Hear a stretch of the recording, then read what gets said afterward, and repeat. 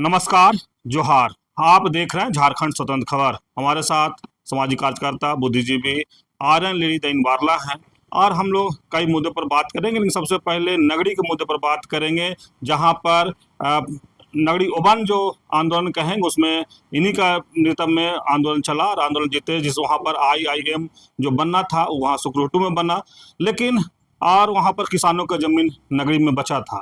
लेकिन अब दूसरा फेज का आंदोलन है, जिसमें रिम्स 2 बनने की बात कह रहे हैं स्वास्थ्य मंत्री को, वहाँ रिम्स 2 बनेगा। उसके लेकर के भी आंदोलन अभी शुरू हो गया है।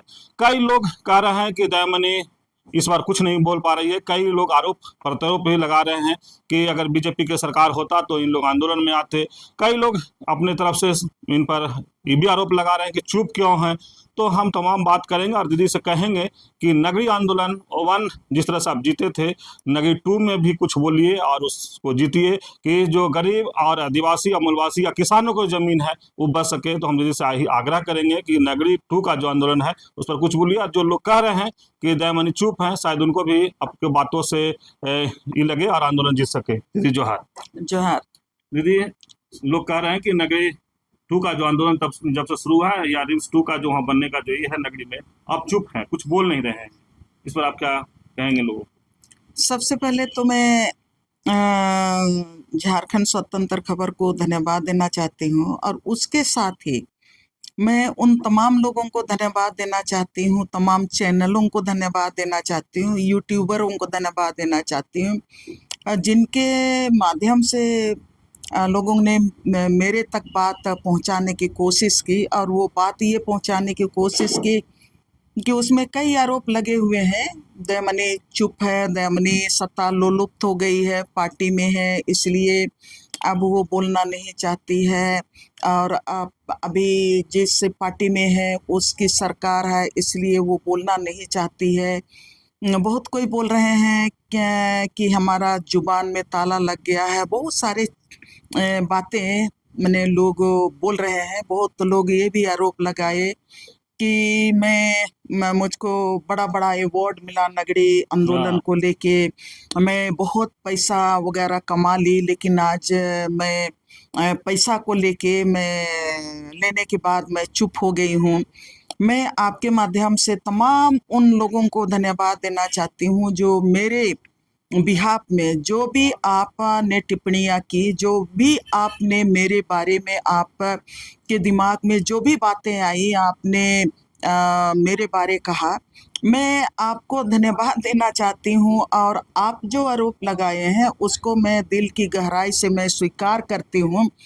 स्वीकार इसलिए करती हूँ कि मैंने सीखा है, मैं बहुत सारे चीज़ों को सीखा है। सुनने का आदत मुझको है, समझने की जहाँ पर मुझको लगता है यहाँ से सीखना चाहिए, समझना चाहिए, चल के देखना चाहिए, मैंने अपने जीवन में उसी से चलना सीखा है, बोलना सीखा है, लड़ना सीखा है। तो आज भी जितने लोग भी मेरे ऊपर में जो भी कह रहे हैं, मैं उससे अपने को समझने की कोशिश कर रही हूँ। हाँ, एक बात मैं ज़रूर कहना चाहूँगी कि नगरी आंदोलन 2012 में जब 2012 नहीं 2010 से ही शुरू हुआ था, ये कहना चाहिए।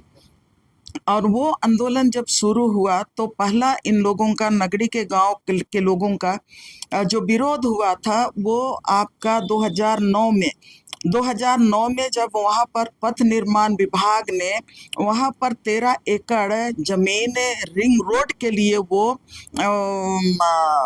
मांग रहा था। और रिंग रोड के लिए जब जमीन चिन्हित हो गया गांव के लोगों का, और जब 13 एकड़ जमीन रिंग रोड के लिए चिन्हित हुआ, और उसमें आपका आगे भी और पीछे भी सभी तरफ के गांव के लोगों को जमीन का मुआवजा, रिंग रोड में जो जमीन जा रहा था उस जमीन का पैसा मैंने सरकार दे रही थी। लेकिन ये जो नगरी से जो रोड गुजरी, गुजरने वाली थी उस समय कहना चाहिए, उसके लिए जो चिन्हित जमीन था उस जमीन का मुआवजा सरकार इन लोगों को नहीं दे रही थी। तब से मैंने ये विवाद सामने आने लगा, और जब ये सामने आने लगा गांव वालों चिंतित हो गए कि जमीन हमारी है और ये रिंग रोड में जमीन जा रहा है, बाकी गांव के लोगों को किसानों को पैसा दे रहा है लेकिन हमको पैसा नहीं दे रहा है। तब वहां से गांव के किसानों का चिंता यहाँ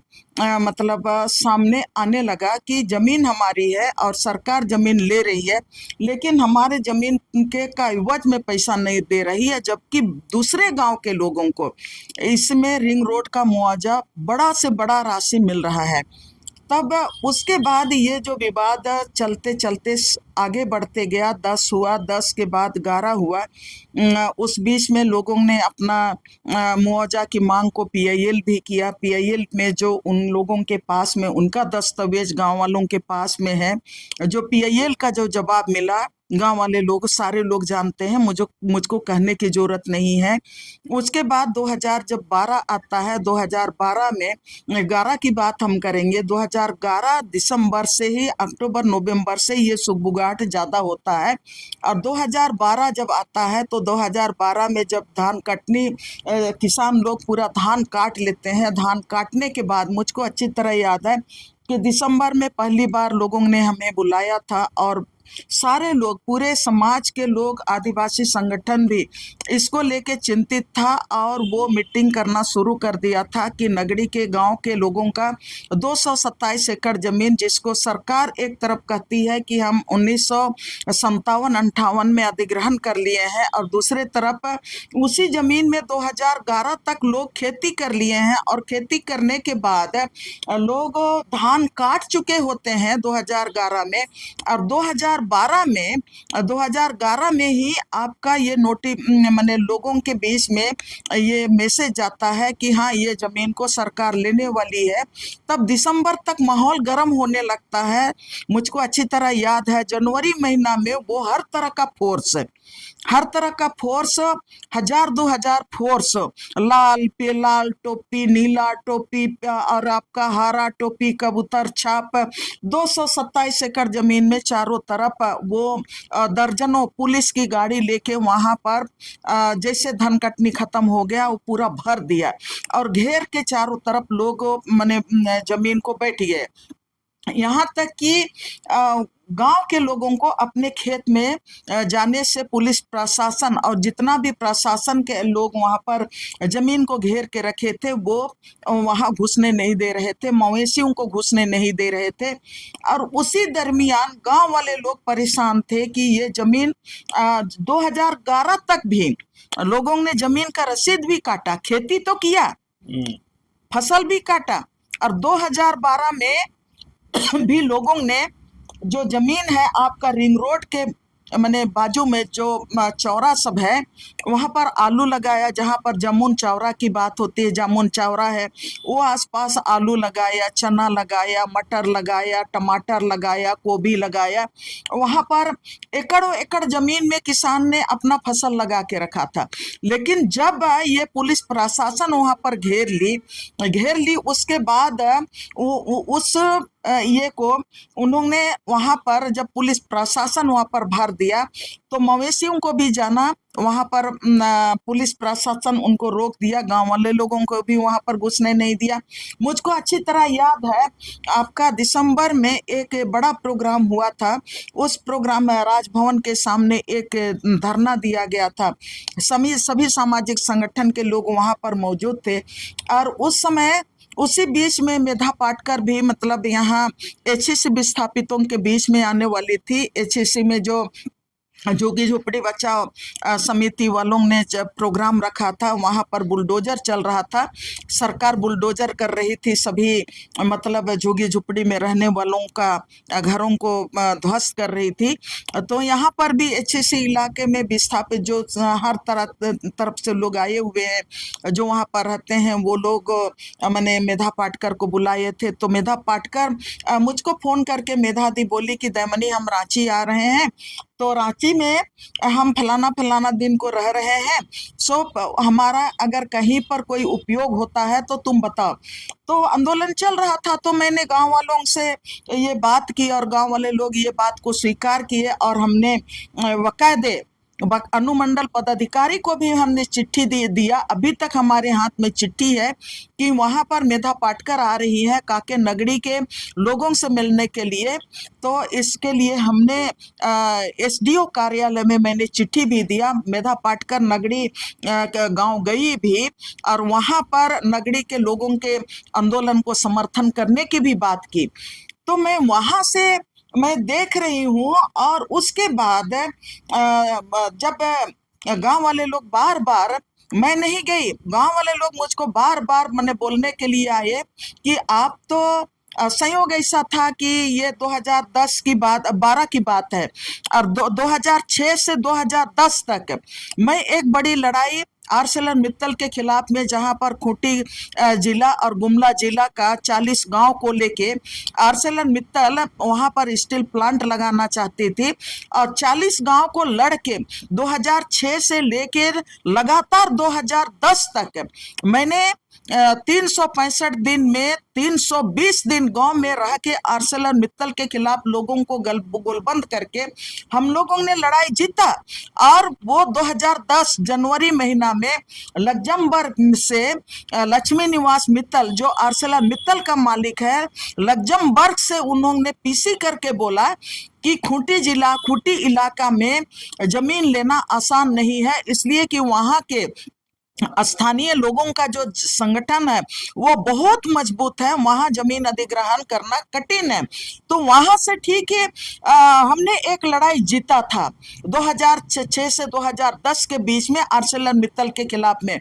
और उस दरमियान फिर से खूंटी जिला में मैंने खूंटी कांटी जलाशय के खिलाफ में, जहां पर 8 गांव प्रभावित हो रहे थे, वहां का लड़ाई भी शुरू हो गया था। तजना नदी में एक जलाशय के एक और डैम बनने वाला था, वो तजना नदी का डैम का भी लड़ाई चल रहा था। उसी पीरियड में मैं जब गांव वाले लोग, नगड़ी के लोग मुझको बोले कि नहीं दीदी आप हम लोगों को माने मदद कीजिए, तो साथ दीजिए, तो मैं बहुत दुविधा में थी। एक तरफ अखबार में आता था कि सरकार ने उसको अधिकृत कर लिया है और दूसरे तरफ गांव वाले लोगों को जमीन तो देख रहे हैं कि गांव वालों के हाथ में है, गांव वाले लोग खेती भी किए हैं, रसीद भी उन लोगों ने दिखाया कि गांव में वाले लोग 2011 तक जमीन का रसीद भी काटे हैं। तब सवाल मन में आ रहा था कि ये बड़ा पसोपेश की स्थिति है, तब इसको कैसा किया जाए। तब मैं अपने क्लियर होने के लिए मुझको लगा कि नहीं, इसमें संविधान कहता है कि आरटीआई से आप मांगोगे तो सारा चीज आपको दिया जाएगा। तो मैंने पहला काम क्या कि मैंने आरटीआई डाली और आरटीआई मैंने जिस तरह से मुझको जो समझ में आया, पहला मैं भूअर्जन विभाग के पास मैंने आरटीआई डाला और जो भूअर्जन विभाग के पास मैंने जो आरटीआई डाला, उस आरटीआई में मैंने जो सवाल किया था, मैं उस आरटीआई में मैं सरकार से जो मांगी थी वो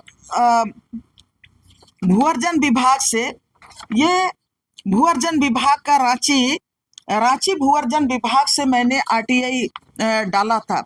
और इसमें मैंने जो सवाल मांगा था, सवाल किया था, उसमें मैंने पूछा है काके नगरी में आई एवं लो कॉलेज के लिए कितना एकड़ जमीन अधिग्रहण आपने किया है, ये मैंने भूअर्जन विभाग से मैंने सवाल पूछा। दूसरा सवाल मैंने किन किन किसानों का नाम, किन किन किसानों का जमीन नाम सहित खाता नंबर, प्लॉट नंबर तथा कितना रकबा आपने अधिग्रहण किया है, पूरा विवरण आप हमें दीजिए। तीसरा में सवाल मैंने किया था किसानों को किस दर से जमीन का आपने कीमत भुगतान किया है और कब, प्राप्ति रसीद की फोटोकॉपी आप हमें उपलब्ध कराइए। चौथा में मैंने पूछा यदि अधिग्रहण किया गया है तो रैयतों को जमीन का कीमत के अलावे और क्या क्या आपने सुविधाएं प्रदान किया है, पूरा विवरण सहित नौकरी, मुआवजा एवं अन्य सुविधा।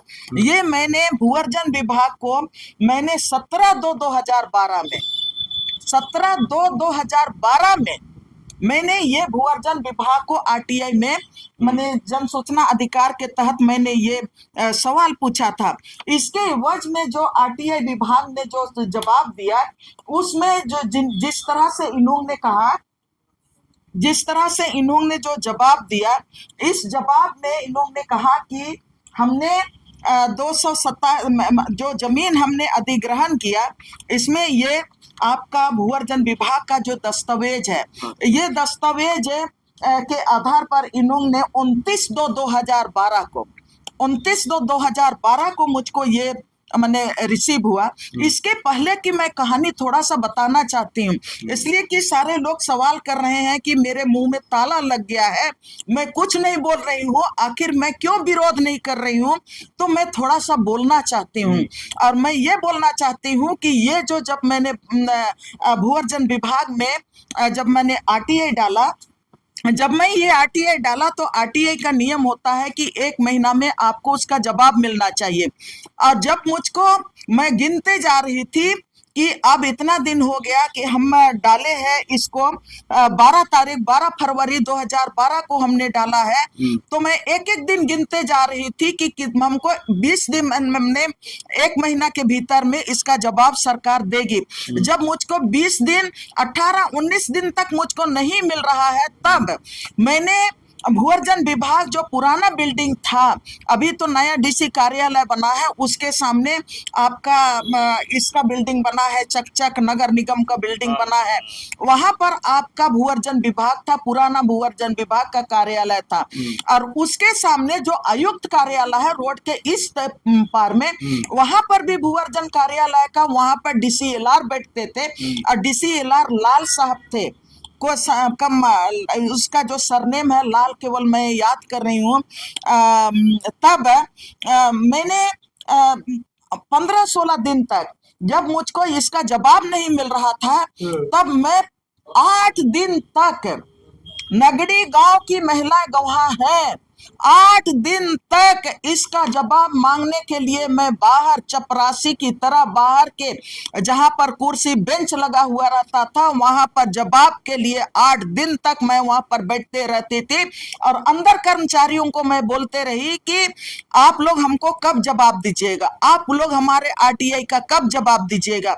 एक दिन उन्होंने कहा, एक कर्मचारी मुझको बोला, अंदर लेके गया, और आप लोग सारे लोग जानते हैं और नहीं जानते हैं तो जानना चाहिए, सरकारी दस्तावेज जितना भी है, जमीन संबंधी दस्तावेज, लाल कपड़ा के बंडल में लाल कपड़ा से वो लोग बांध के रखता है। उन्होंने 2 कमरा में मुझको लेके गया और बोला कि इतना सारा पोटली है, इसमें 50 साल पुराना कागजात आपको निकाल के कहां से दे सकते हैं। कर्मचारियों ने मुझसे कहा, भूअर्जन विभाग का कर्मचारी जब मुझको ये बात बोले, और जब 1 महीना समय पूरा होने जा रहा है, तब मैंने क्या किया, मैंने लाल साहब के पास गया, जो वहां का आपका डीसीएलआर या तो एलआरडीसी कहते हैं वो था। मैंने उनके पास गई और मैं बोले कि आप आइए अपने कार्यालय में। उन्होंने उस कार्यालय में जब गया, वहां पर भूअर्जन विभाग के उस कार्यालय में, तब मैंने उनसे कहा कि आपके ये तमाम जो कर्मचारी है, वो मुझसे कहते हैं कि 50 साल पुराना रिकॉर्ड हम लोग दे नहीं सकते हैं। ये लोग कहते हैं कि आप निकालिए कौन सा पोटली में बांधा हुआ है, ये लोगों का ये जवाब है। मैंने उनसे कहा, अगर आपके कर्मचारी सक्षम नहीं है हमारे आरटीआई का जवाब देने के लिए, और यहाँ का जमीन संबंधी 50 साल पुराना कागजात नहीं निकाल सकते हैं, तो आप इन कर्मचारियों को क्यों रखे हुए हैं। आप इमीडिएटली इस कर्मचारियों को आप दफ्तर से निकालिए, और हम अपना आदमी को आपको देंगे, और हम आपका ये 50 साल कागज क्यों नहीं निकल रहा है हमारा। मैंने ये लड़ने के बाद 2 दिन के बाद मुझको ये बात बोले लाल साहब कि नहीं, आपको वो कागजात मिल जाएगा।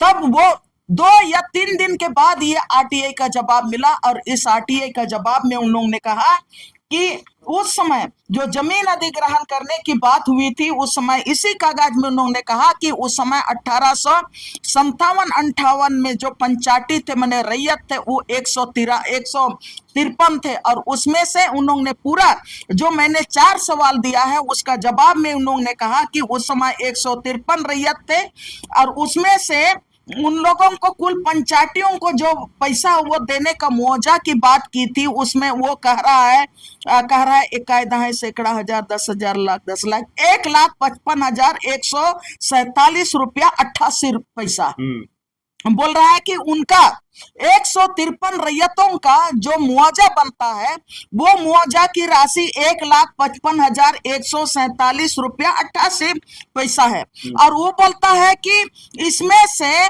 153 में से 128 रैयत पैसा लेने से इनकार कर गए, उसका रुपया को हमने कोषागार में, रांची कोषागार में जमा किया।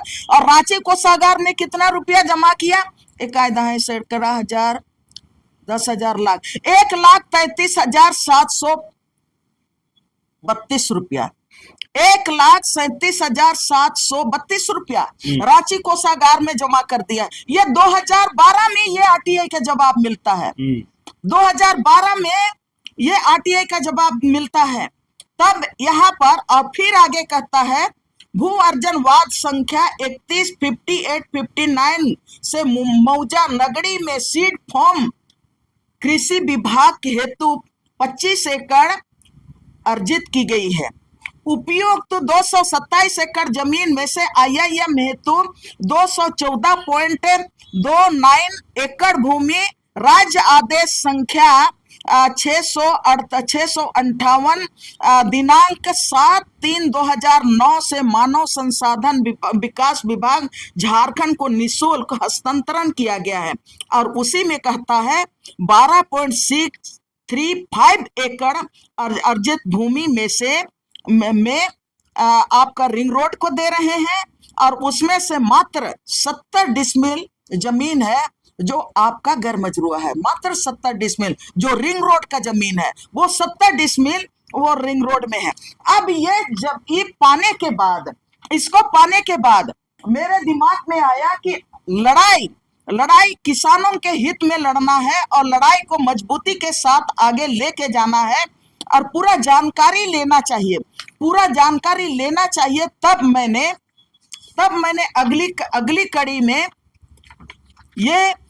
अगली कड़ी में मैंने ये आरटीआई मैंने डाला। और ये आरटीआई है श्रीमान सहायक जन सूचना पदाधिकारी कृषि विश्वविद्यालय रांची, कांके रांची। और इसमें मैंने 5 सवाल दागे।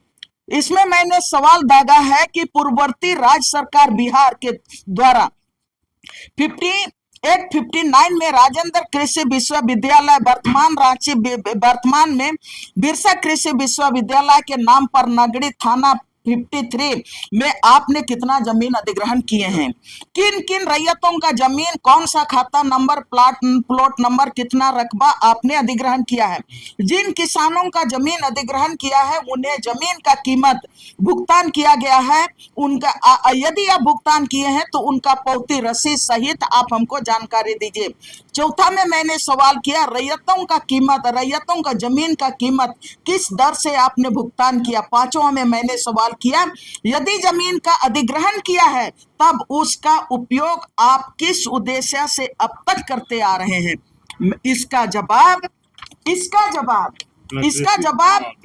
बिरसा कृषि विश्वविद्यालय ने बहुत मजबूती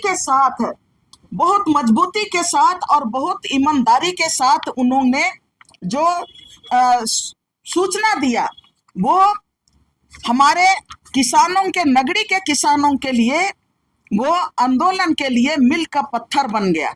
और उसी के तहत जो आपका भूअर्जन विभाग ने जो आप जानकारी दी थी और उसके तहत ये जो बिरसा कृषि विश्वविद्यालय ने जो जानकारी दी है उसके तहत ही आंदोलन को आगे बढ़ाने का हमने काम किया। और उसी के तहत जो बिरसा कृषि विश्वविद्यालय ने इन्होंने जो सूचना दिया, जो जानकारी दी, उसमें ये बिरसा कृषि विश्वविद्यालय का ये उन्होंने जो जानकारी दी है और इसी के आधार पर बिरसा कृषि विश्वविद्यालय ने अपने संपदा विभाग को भी चिट्ठी लिखा और अपना जो सीड फॉर्म है उसको भी चिट्ठी लिखा। और उसके साथ ही आपने ये बिरसा कृषि विश्वविद्यालय में जो योजना कार्यान्वयन एवं अनुश्रवण निदेशालय है, बिरसा कृषि विश्वविद्यालय कांके रांची, इसको इन्होंने जवाब दिया। और ये जवाब दिया है आपका 30 अप्रैल 2012 में दिया है। और इन्होंने जो जवाब दिया, मैंने जो 5 सवाल आप लोगों को पढ़ के सुनाया, उसमें से पहला सवाल में बोलता है, जिसमें कि मैंने कहा कि कितना जमीन आपने अधिग्रहण किया है। स्पष्टीकरण में बोलता है कि इस संबंध में योजना एवं विकास कार्यालय के संचिका में यह जानकारी उपलब्ध नहीं है। दूसरा नंबर का सवाल, जिसमें किन रैयतों का खाता और प्लॉट नंबर के साथ आप हमको जिन किसानों का अधिग्रहण किया गया है जमीन, उसका आप हमको पूरा विवरण दीजिए। इसके जवाब में इन्होंने ये जवाब देते हैं, इस संबंध में योजना एवं विकास कार्यालय के संचिका में यह जानकारी उपलब्ध नहीं है।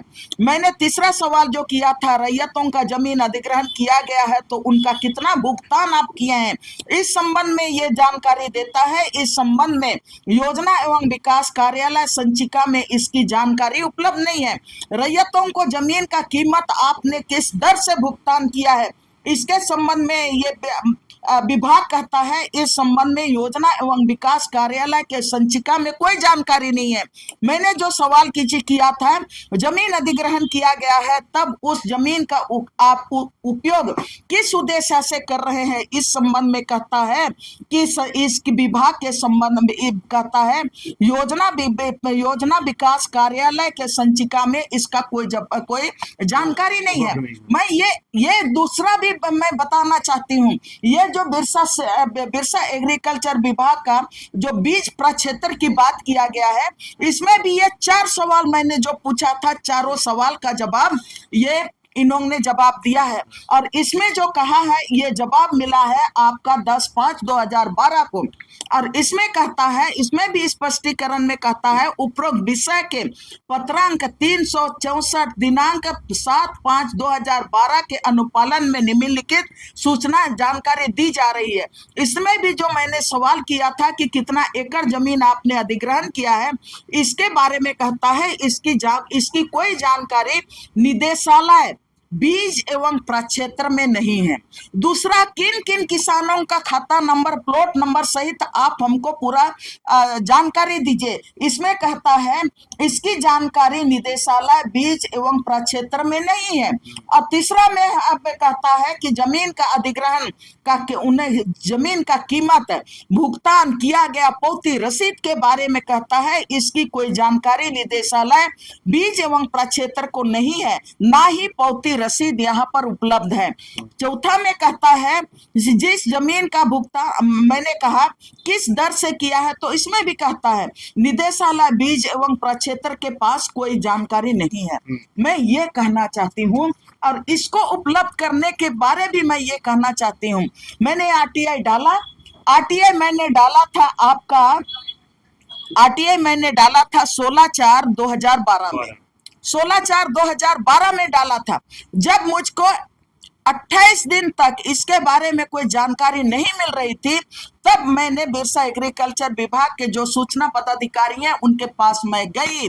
तब उन्होंने मैं उनको बोली कि अब 28 दिन हो गए, 2 दिन आपके पास बचे हुए हैं, आपने मुझको सूचना का जानकारी नहीं दिया है।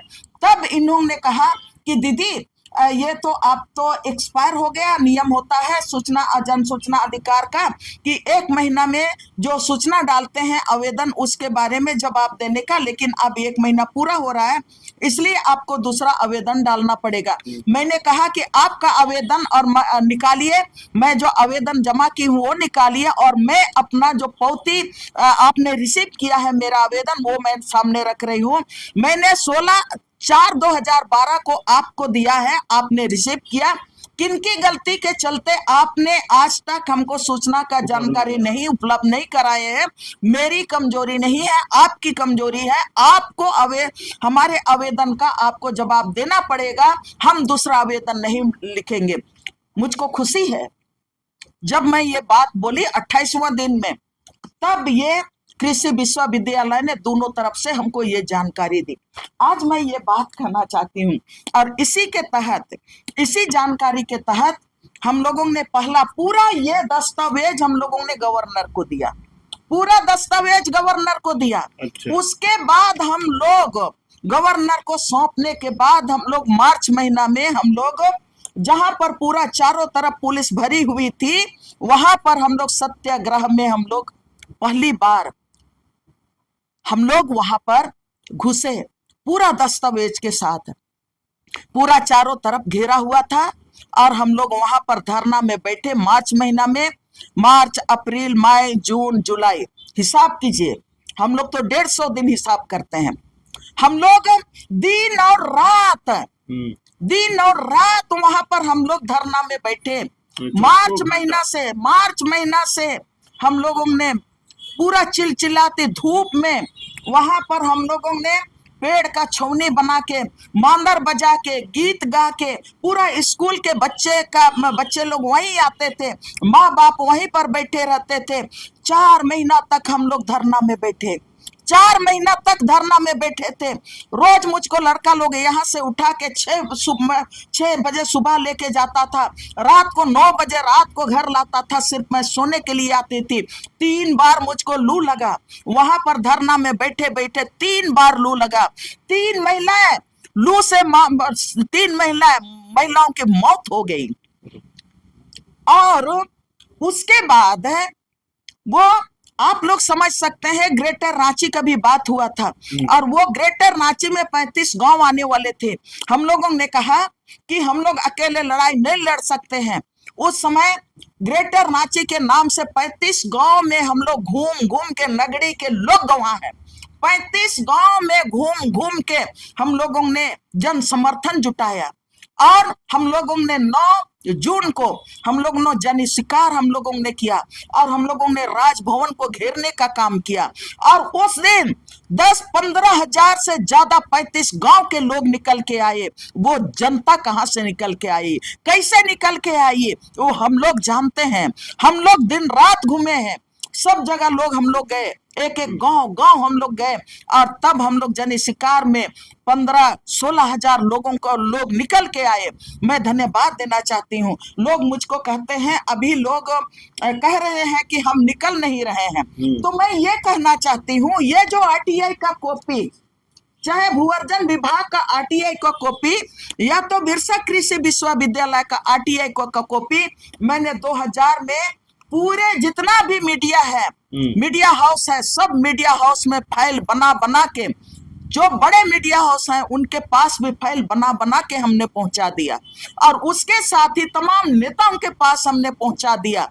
और उसी के बाद हम लोगों ने मार्च महीना से पूरा हम लोगों ने आपका 4 जुलाई तक हम लोग धरना में बैठे रहे, 150 दिन हम लोग धरना में बैठे रहे। और फिर आपका 35 गांव में गांव घूम के हम लोगों ने 35 गांव को बचाने का, ग्रेटर रांची के नाम से जो विस्थापन होने वाला है उस विस्थापन को रोकने का काम हम लोगों ने किया। आज लोग को मैं धन्यवाद देना चाहती हूँ। इसी कागजात को लेके, ये जो आपका जो आरटीआई से जो जितना कागजात हमने निकाला है, इसी कागजात को लेके सब कोई, हर कोई आज की तारीख में सबके हाथ में यही कागजात है और इसी कागजात को लेके सब कह रहे हैं कि जमीन अधिग्रहण नहीं हुआ है।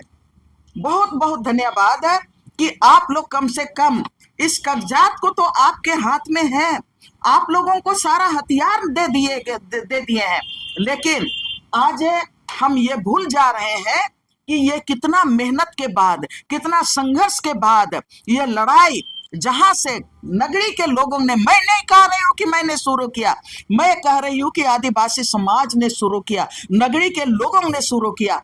और 3 महीना 4 महीना वहां पर हम लोग धरना में बैठे, उसके बाद 35 गांव के लोगों को निकाला और उसके बाद भी हम लोग हार नहीं माने। लोगों में गुस्सा था, लोगों ने दीवार भी तोड़ा, कई लोगों के ऊपर में केस हुआ, हमारे ऊपर भी केस हुआ, कई लड़कों के ऊपर में केस हुआ, लोग जेल चले गए, मैं भी जेल गई, मैं भी 3 महीना तक जेल में रही। मेरे ऊपर 9 केस हुए, 9 केस में 2012 से अभी तक एक केस बचा हुआ है, मैं इतना ही कहना चाहती हूँ और इसमें मैं ये कहना चाहती हूँ, अभी आप लोगों के पास में हथियार है, हम चुप नहीं हैं।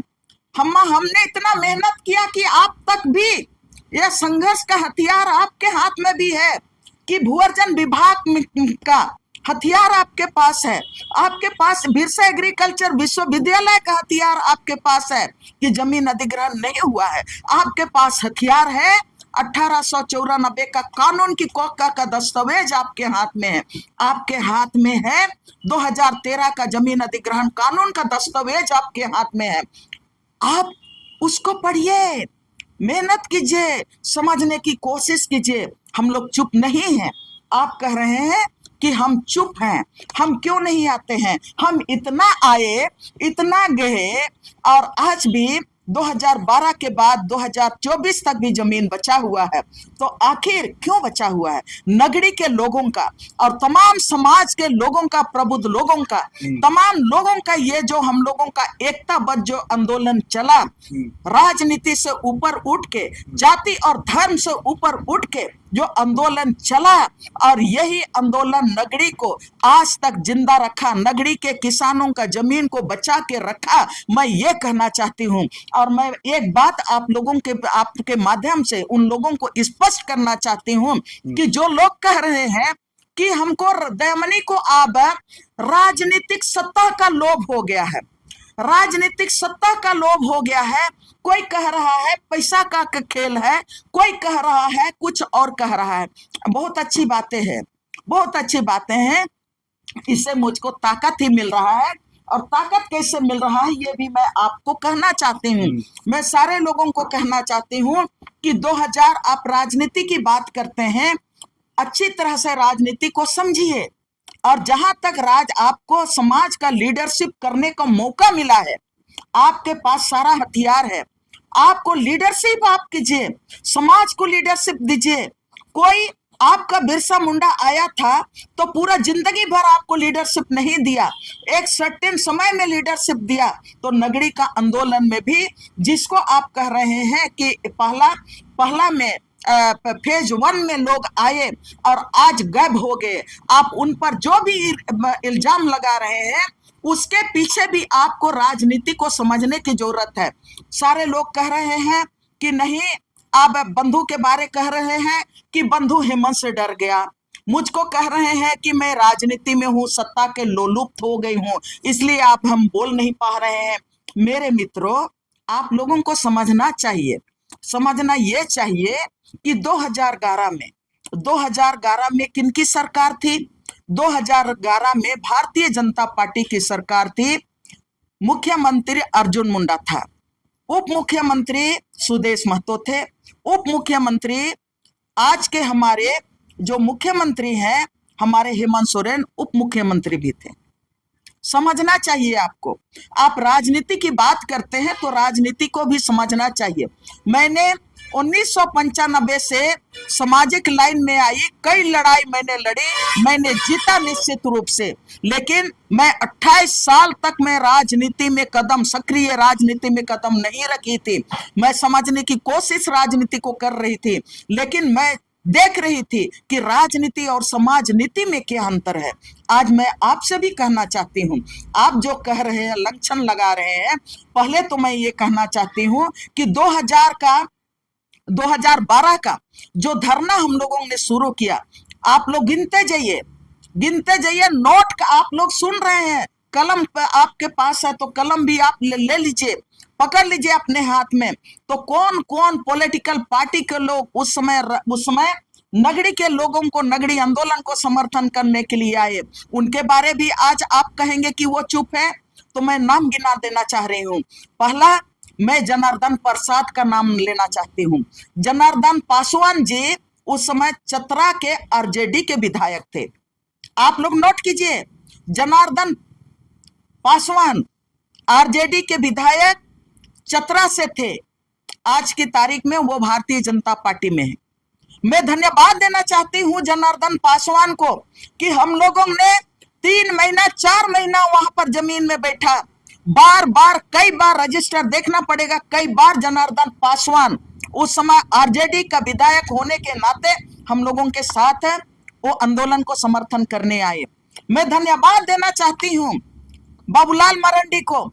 उस समय वो जेबीएम का सुप्रीमो था और जेबीएम का सुप्रीमो होने के नाते वो कई बार नगड़ी के लोगों को, नगड़ी आंदोलन को समर्थन करने के लिए हमारे साथ, बंधु तिर्की के साथ, नगड़ी के लोगों के साथ कई बार वो धरना स्थल में आए हैं।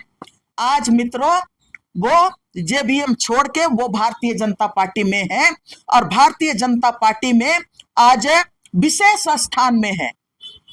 मैं आगे और बढ़ना चाहती हूं।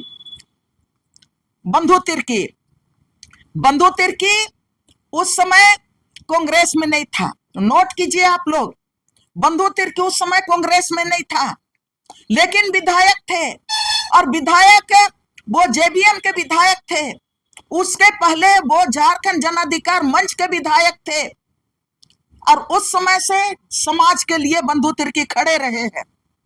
उनके साथ कई हमारा मतभेद हो सकता है, लेकिन जो जेन्युइन काम जो करता है उनको श्रेय भी देना चाहिए और उनका समर्थन में भी आना चाहिए। मैं आप लोगों को ये कहना चाहती हूँ, अगर राजहित की बात करना चाहते हैं तो मैं आपको ये कहना चाहती हूँ कि धरना में बंधु तिर्की भी वो सक्रिय भूमिका में थे। वो भी बार बार पूरा गर्मी में धरना में हम लोग बैठे तब भी वो धरना में आए। आज वो कांग्रेस में है। मैं आगे भी नाम और गिनाना चाहती हूँ। पूर्व विधायक माले के बगोदर विधायक विनोद सिंह आज बंधु तिर्की को या तो किसी के ऊपर कहता है कि क्षेत्र छोड़ के राजनीति हो रही है। महेंद्र सिंह एक ऐसे विधायक थे झारखंड में जो बगोदर के विधायक होते हुए पूरे झारखंड में आदिवासी, दलितों और यहाँ के अल्पसंख्यकों और शोषित दबे कुचले लोगों की राजनीति करते थे। कॉमरेड महेंद्र सिंह, उसका बेटा बगोदर विधायक विनोद सिंह लगातार नगड़ी के लोगों को का जमीन बचे, हर हालत से बचे, लगातार वो आते रहे, संघर्ष में कदम से कदम मिला के हम लोगों के साथ रहे। मैं धन्यवाद देना चाहती हूँ अरूप चटर्जी जो मासस के विधायक, उस मासस के विधायक जो गुरुदास चटर्जी जिनकी हत्या माफियाओं ने किया, वो कहाँ के विधायक हैं? कहाँ के विधायक हैं? कोई बता दे हमको। मैं नहीं बताऊंगी, आप खोज के निकालिए अरूप चटर्जी कहाँ के विधायक थे, लेकिन आज भी विधायक हैं। आज उस समय भी वो नगड़ी के लोगों के साथ वो धूप में बैठने के लिए आते थे। अभी भी आपके साथ आंदोलन में है। आज आप लोग कह रहे हैं कि राजनीति, अब उस समय बाबूलाल मरांडी जेबीएम में था, बंधु तिर्की जेबीएम या तो झारखंड जन अधिकार पार्टी में था, अरूप चटर्जी उस समय मासस के विधायक थे, आज की तारीख में वो माले के विधायक हैं। उस समय दो उप मुख्यमंत्री में आजसू से आपका सुदेश महतो था और हेमंत सोरेन था। 2013 में अर्जुन मुंडा अल्पसंख्यक में आया।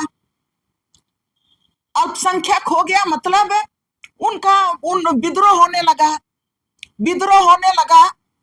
तब मुख्यमंत्री 2013 के अंतिम समय में नहीं, हेमंत सोरेन बना। 13 जुलाई 2013 को कांग्रेस और आरजेडी के समर्थन में पहली बार नावे मुख्यमंत्री के रूप में हेमंत सोरेन बना। नावे मुख्यमंत्री के रूप में हेमंत सोरेन बना आरजेडी और कांग्रेस के समर्थन में। पहले उप मुख्यमंत्री थे तो भी हम लोग लड़ रहे थे।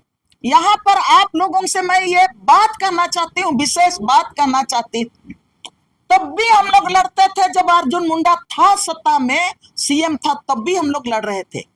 और जब मुख्यमंत्री के रूप में जब हेमंत सोरेन आया 13 जुलाई 2013 में, तो भी हम लोग जमीन वापसी की लड़ाई हम लोग लड़ते रहे।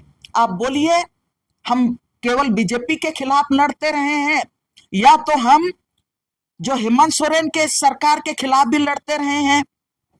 और आप लोगों को कहना चाहते हैं, हमको लोगों को केस हुआ था है तो भाई जब 2011 में सबको, ये आप ही लोग थे ना, तब हम लोगों के ऊपर में केस हुआ। जो केस नहीं खाया है वो लोग, आप लोग कह रहे हैं कि हम इनका चेहरा देख के विरोध कर रहे हैं, उनका चेहरा देख के विरोध कर रहे हैं और उनका सत्ता को देख के हम विरोध कर रहे हैं। अरे आप लोग सारे लोग मुखिया और उप मुख्यमंत्री थे, तभी हम लोग जेल में रहे, तभी हम लोग इतना इतना केस 12-12 साल तक उसी समय का केस किया हुआ लड़ते रहे। मैं ये बात इसलिए कहना चाहती हूँ कि राजनीतिक मैच्योरिटी राजहित में होनी चाहिए। और बार बार इसीलिए मैं बोलती हूं कि राजनीति और धर्म से ऊपर, धर्म नीति से ऊपर उठ के जमीन बचाने का संघर्ष को मजबूत करना चाहिए, आदिवासियत एकता को मजबूत करना चाहिए, किसानों की एकता को मजबूत करना चाहिए, तब जमीन बचेगा।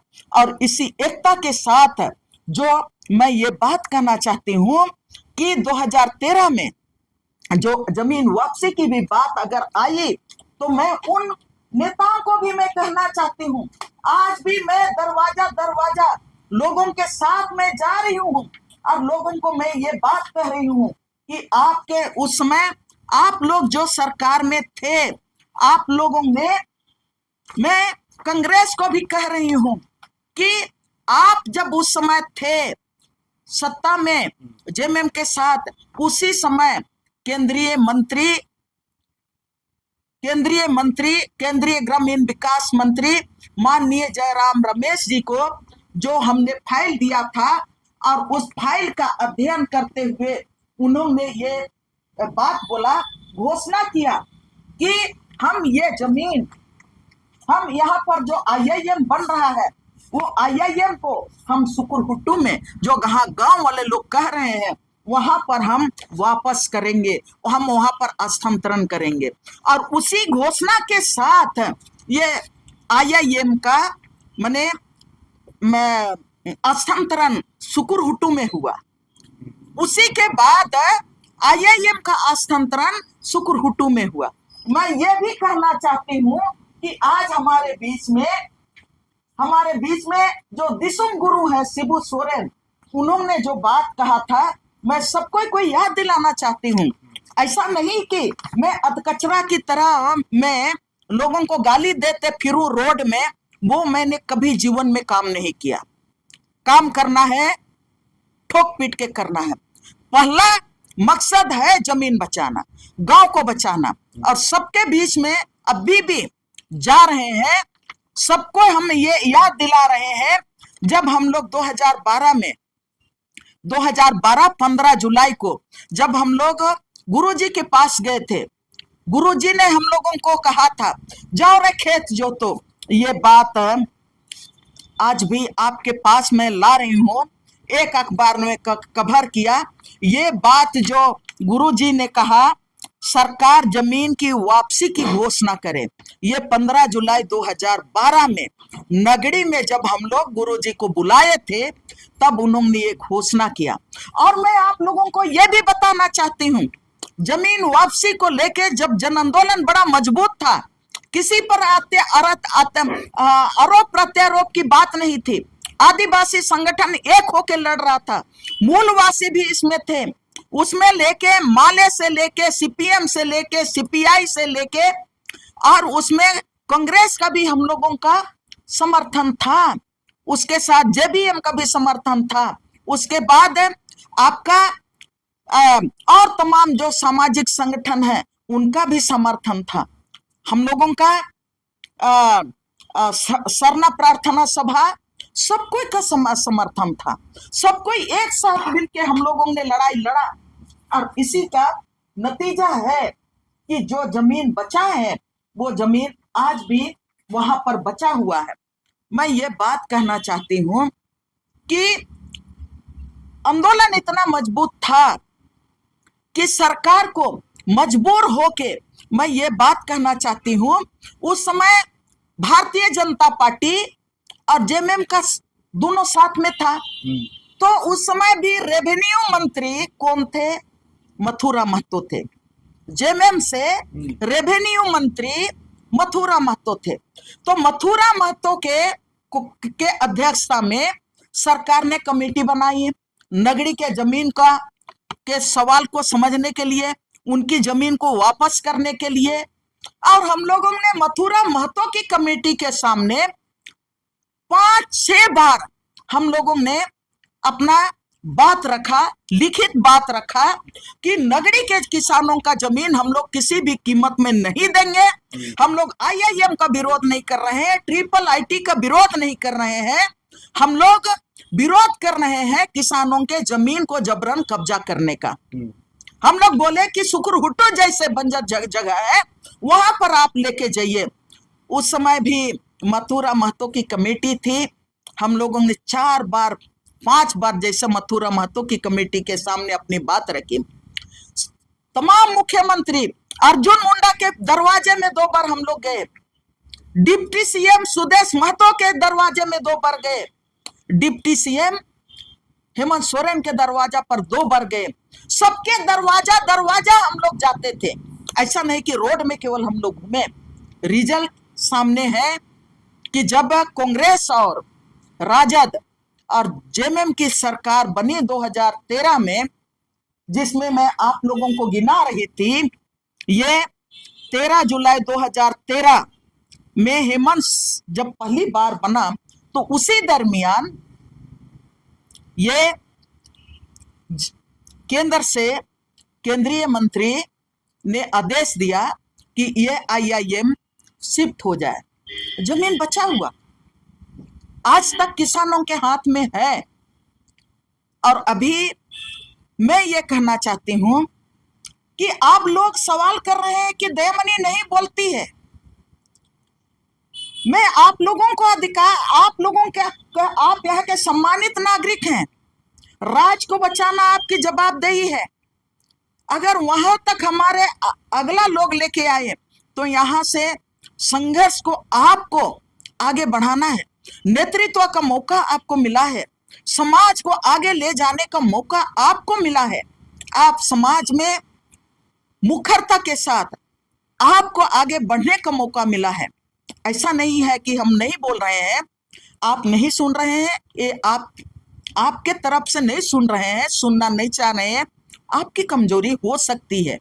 आप हमारे, मैं आज के साथ इतना लंबा मैं बात कर रही हूँ, आज के साथ झारखंड स्वतंत्र खबर में ये मेरा तीसरा इंटरव्यू है। मैं इतना लंबा चौड़ा बोल रही हूँ और मेरा बोलना राजहित में मुझको लगता है कि ये बोलना चाहिए, तो मैं आज बोल रही हूँ। मैं ये कह रही हूँ कि आपको मौका मिला है, आंदोलन को आगे बढ़ाइए। हाँ, जहां तक है अभी जो चल रहा है उस आंदोलन के बारे में मैं ये कहना चाहूंगी कि शुरुआत में जब हमको खबर यही मिला कि बाहर के लोगों को नहीं बुलाएंगे, इस बार हम बिना बुलाए मुंडी ढुकाने नहीं जाएंगे। चिंता हमें भी है, सबको को चिंता है और हम लोग लगे हुए हैं। हमने भी अभी तक अपने पार्टी के भीतर में जहां पर मैं हूं, मैंने वहां पर भी पूरा 3 पेज का आवेदन मैंने पार्टी को दे दिया है कि आपको नगरी के जमीन को लेके किसानों के बिहाफ में जिस तरह से जयराम रमेश ने निर्णय लिया था, आज आपको लेने की जरूरत है। और उसके साथ ही मैंने जेएमएम सुप्रियो भट्टाचार्य को भी, जो पार्टी का मेन आदमी है, उन्हें भी हम लोगों ने नगरी के किसानों के साथ उनको भी हम लोगों ने दिया है। हम लोगों ने भूवर्जन विभाग में भूवर्जन विभाग के जो मंत्री हैं दीपक बिरुआ जी, उनसे भी हम लोगों ने आग्रह किया और उनको भी हम लोगों ने मांग पत्र दिया है कि जमीन आपको छोड़ना पड़ेगा। हम लोगों ने विनोद सिंह से भी आग्रह किया है, विनोद सिंह भी हम लोगों के साथ हैं। हम लोगों के साथ है विधायक अरूप चटर्जी भी है, और उनसे भी हम लोगों ने आग्रह किया है कि सीएम के साथ आप किसानों का बात कराइए और जमीन तो आपको हर हालत में छोड़ना पड़ेगा, इसलिए कि 2013 का अपना कानून जिसको हम अपना लाइफलाइन मानते हैं किसानों के लिए और जमीन आदिवासियों के लिए, और उसके साथ ही विस्थापन को रोकने के लिए, और 1894 का कानून उसमें भी जमीन अधिग्रहण का प्रोसेस पूरा नहीं हुआ तो ये जमीन अधिग्रहण कैसे होगा। मैं ये सवाल आप लोगों के बीच में छोड़ना चाहती हूँ। आप लोगों को भी मंथन करना पड़ेगा। मंथन इसलिए करना पड़ेगा कि हम आधा अधूरा में हम लोगों के साथ लोगों को गालियां देते हैं, उसे आदिवासियों की ताकत, खुद की ताकत कम होती है। मैं ये कागजात आप लोगों को दिखाना चाहती हूँ, जिनको बार बार कोई कह रहा है बंधु तिर्क को गाली दे रहा है, कोई लेफ्ट वालों को गाली दे रहा है, कौन किसको गाली दे रहा है। ये कागजात है, ये रांची समाहरणालय, रांची विधि विभाग, विधि शाखा विभाग से। इसमें आपका हमारे जो विधायक है ना, वो विधायक लोगों ने इसमें चमरा, माननीय विधायक चमरा लेंडा, माननीय विधायक अरूप चटर्जी, माननीय विधायक आपका विनोद कुमार सिंह, माननीय विधायक बंधु तिर्की जी और माननीय विधायक अरूप चटर्जी, इन्होंने जो सवाल उठाया था विधानसभा में सवाल उठाया था कि नगड़ी के किसानों का जमीन जो उनके सहमति के बिना क्यों अधिग्रहण किया जा रहा है। मैं आप लोगों के बीच में रखना चाहती हूँ, उस समय मुख्यमंत्री थे अर्जुन मुंडा जी, और उन्हीं के विधानसभा से ये जवाब आता है, ये विधानसभा का कार्यवाही का आपका जवाब है। इस जवाब में कहता है विधानसभा ने, और ये बात मैंने पहले भी झारखंड स्वतंत्र खबर के तरफ के माध्यम से आपके बीच में रखने का कोशिश किया, लेकिन शायद आप लोगों ने ध्यान नहीं दिया, तो हमारी मजबूरी है कि फिर से मैं इन बात को आपके सामने रख रही हूँ।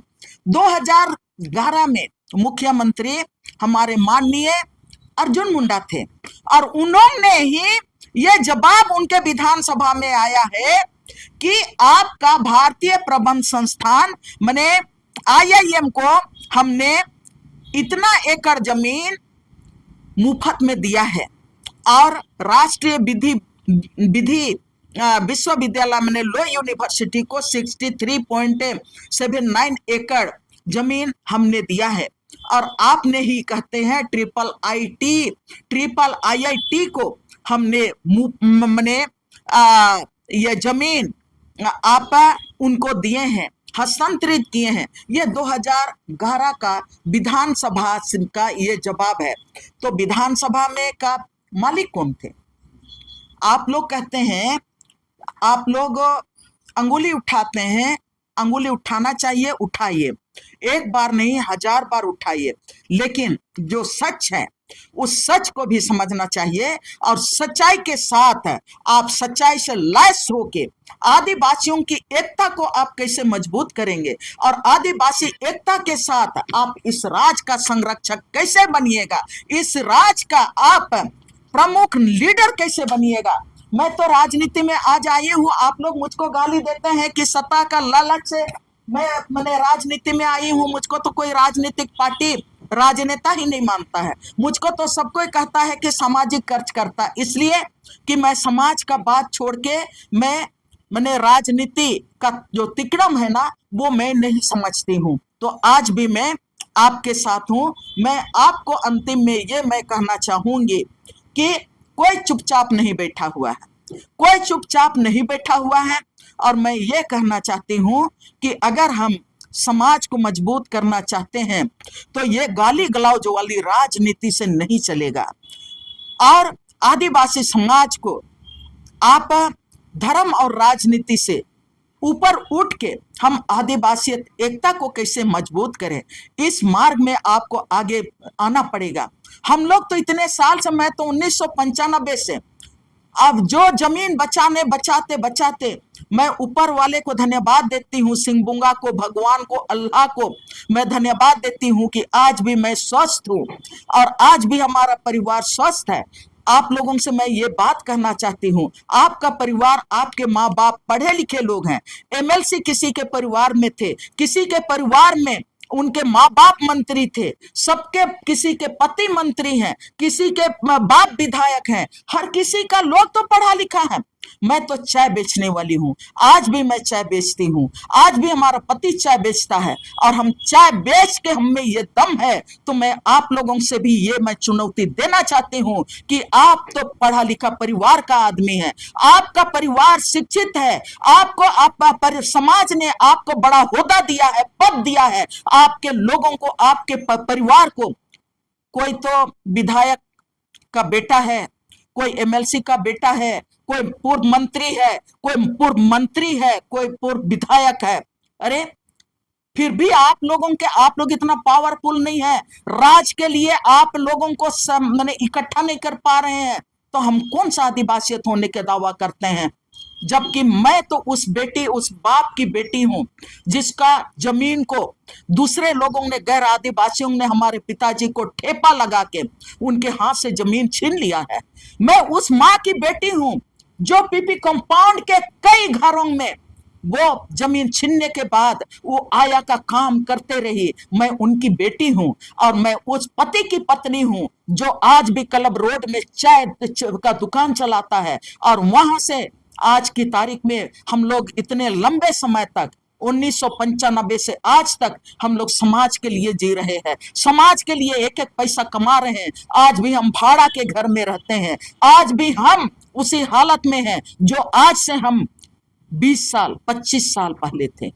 मित्रों, जमीन बचाना है, गांव बचाना है, राजनीति का जो झगड़ा है उससे ऊपर उठ के आप आइए, और ये जो समाज की नीति में आप आइए, और आदिवासियत नीति में आप आइए। आज जहां पर हम समाज को बांटने के काम करेंगे तो हम समाज को नहीं बचा पाएंगे। कई चुनौतियां हैं, हर तरह की चुनौतियां। आज तो एक नहीं, हजार हजार लुटेरे झारखंड को घेरे हुए हैं, आपके घर के आंगन में लुटेरे खड़ा है। आप उनका मुकाबला कैसे कीजिएगा? आप हमसे लड़ते रहिएगा, आप अपने सहकर्मी से लड़ते रहिएगा, उनका आप मेख निकालते रहिएगा, उसी में समय चला जाएगा। आप अपने बैरियों को कैसे पहचानिएगा? अपने दुश्मनों को कैसे पहचानिएगा? इससे ये देश का हित में ये नहीं दिखाई देता है। मैं आग्रह करती हूँ, आप हमारा लाखों आप हमारा क्रिटिसाइज कीजिए। मैं हर क्रिटिसाइज का मैं दिल से ग्रहण करती हूँ। सिर्फ मैं इतने ही जानती हूँ कि जहां पर मैंने कदम रखा है,